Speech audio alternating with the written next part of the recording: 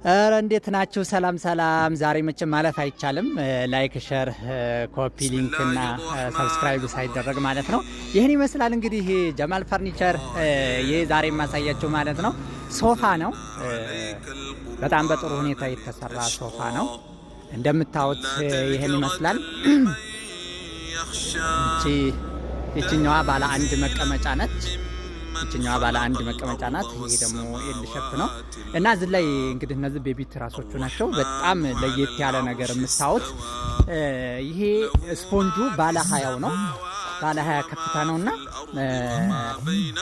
ሁሉ ሰው ብዙ ያማል ማለት ነው። እንደዚህ ምናምን እንደዚህ ነው የሚያደርጉት የሚለው እና ይሄ በጣም የተለየ እንትን ነው።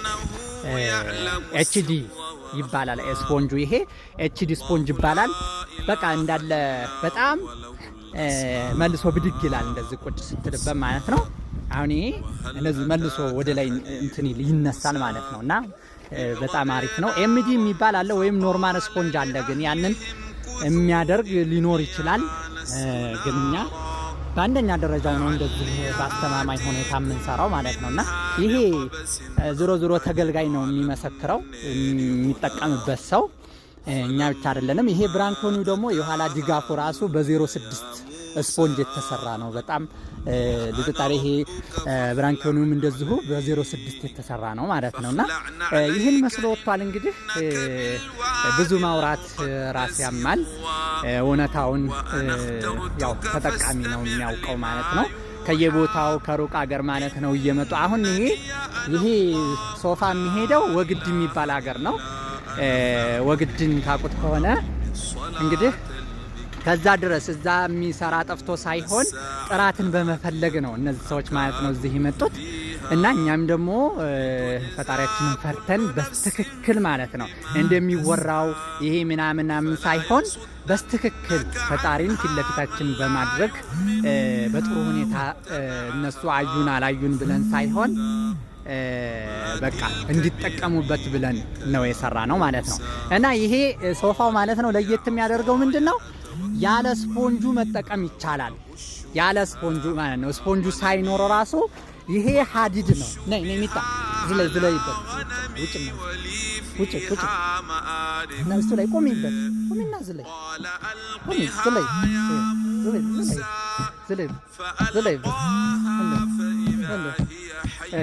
እና እዚህ ላይ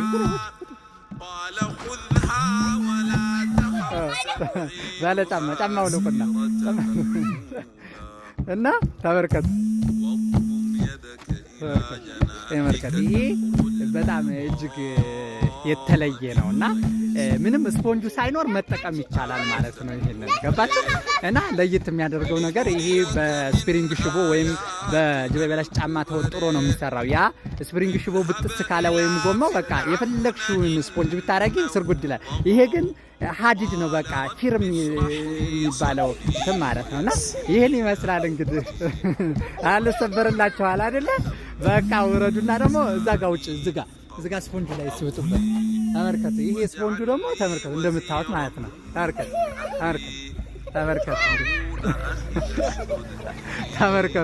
ተመልከቱ እንግዲህ አይ እና እስከዚህ ድረስ ነው። በቃ በጣም እጅግ ስፖንጁ አስተማማኝ ነው። ባለ 20 ነው። መልሰው ብድግ ይላል። በቃ ወደ ላይ ነው የሚያነጥራቸው ልጆችን። እስኪ በይ አሁን አንቺ ስንት ኪሎ ነሽ? ተወርከች እያነጠራቸው ማለት ነው ወደ ላይ። እጅግ በጣም አሪፍ ነገር ነው የተሰራላችሁ። እንደዚህ እያደረግን ነው በአስተማማኝ ሁኔታ በታማኝነት በጥራት የምንሰራው። ሁላችሁም እየመጣችሁ ብታሰሩ ደስ ይለናል፣ ብትጠቀሙበት ማለት ነው።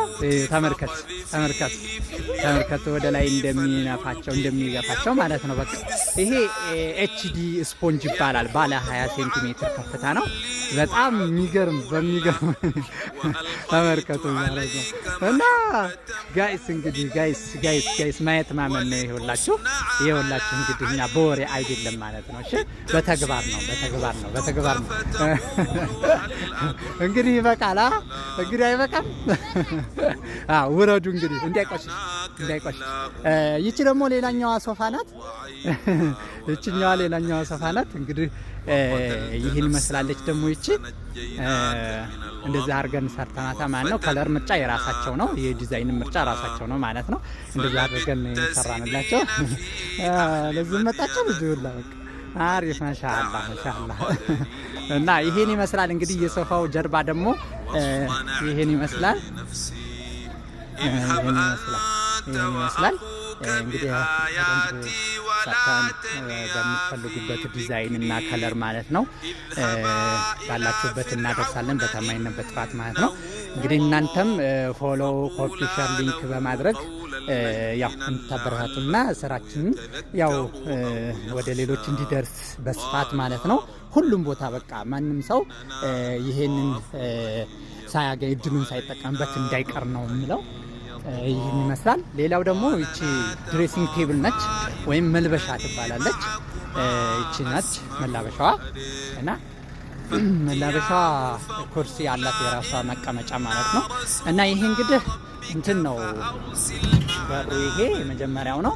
ከዛ እዚህ ጋር ደግሞ 3 መሳቢያዎች አሉት። እነዚህ መሳቢያዎች ይህን ይመስላል።